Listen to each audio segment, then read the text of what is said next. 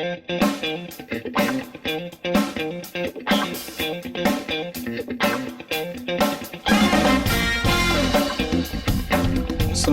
warahmatullahi wabarakatuh.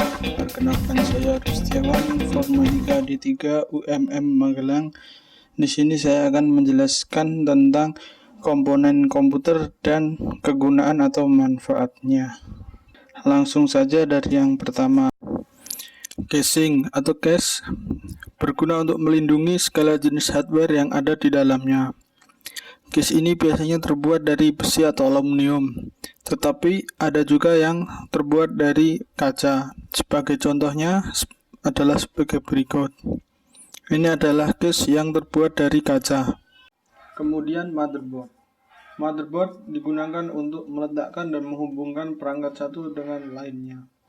Motherboard sering juga disebut sebagai papan sirkuit. Adapun perbedaannya dari ukuran dan banyaknya soket. Ada yang disebut motherboard mini ATX yang paling kecil, micro ATX di atasnya, dan standar ATX yang terbesar. Selain dari ukurannya, ada juga perbedaan dalam soket. Sebagai contohnya, untuk motherboard dengan soket LGA jenis 1151 hanya bisa dipakai untuk Intel Core i3 generasi 9, sedangkan LGA 1200 hanya bisa dipakai oleh Intel Core i3 generasi 10 dan tidak bisa dibalik. Kemudian adalah prosesor atau biasa disebut sebagai otak komputer yang berguna untuk memproses dan mengontrol sistem yang ada pada komputer. Adapun heatsink atau kipas prosesor yang menjaga agar prosesor tidak cepat panas sehingga kinerja prosesor meningkat dan lebih baik. Biasanya kipas ini satu paket dengan prosesor.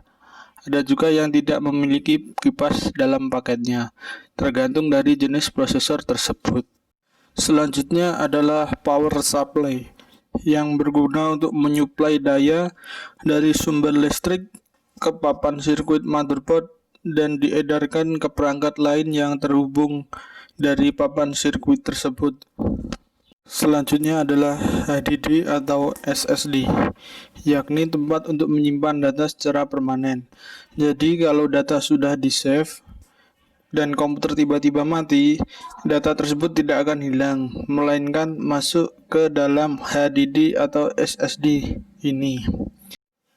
Bedanya dari keduanya hanya terletak pada kecepatan atau speed dalam mengirim dan menerima data. Biasanya SSD lebih cepat dan digunakan sebagai sistem.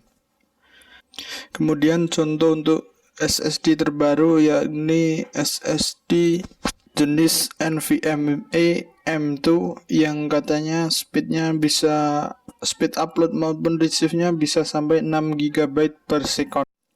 Kemudian RAM yang berguna untuk menyimpan data sementara. Jadi ini juga dapat menyimpan data tapi sifatnya sementara. Jika belum di-save dan komputer tiba-tiba mati, maka data hilang.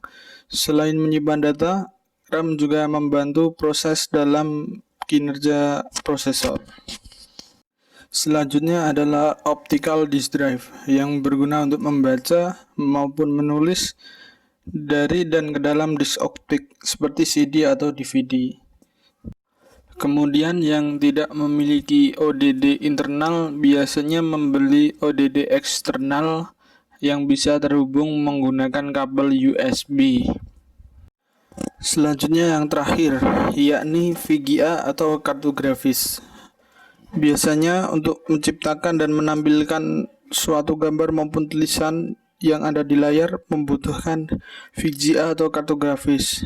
Bagi prosesor yang tidak memiliki atau tidak terintegrasi dengan graphic card biasanya membutuhkan VGA. Semakin tinggi VGA, semakin tajam tampilan suatu gambar. Sekian, terima kasih sudah menonton dari awal sampai akhir. Jika ada kurang lebihnya saya mohon maaf.